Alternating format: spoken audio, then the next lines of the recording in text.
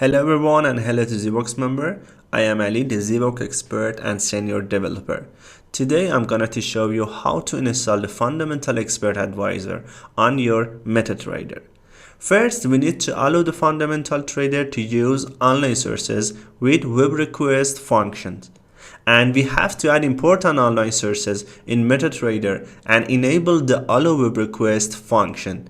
So please add these addresses on MetaTrader Expert Advisor option panel. Add Fair Economy website to getting calendar events from Forex Factory. Add investing.com for getting country bond yield and US 10Y. Add forexprostools.com for getting investing.com calendar events list, and add Ziwox.com to getting all the information bias, sentiment, forecast, risk, and commitment of trader reports from Ziwox.com. Press on OK and then drag and drop the Fundamental Trader on your chart with default setting.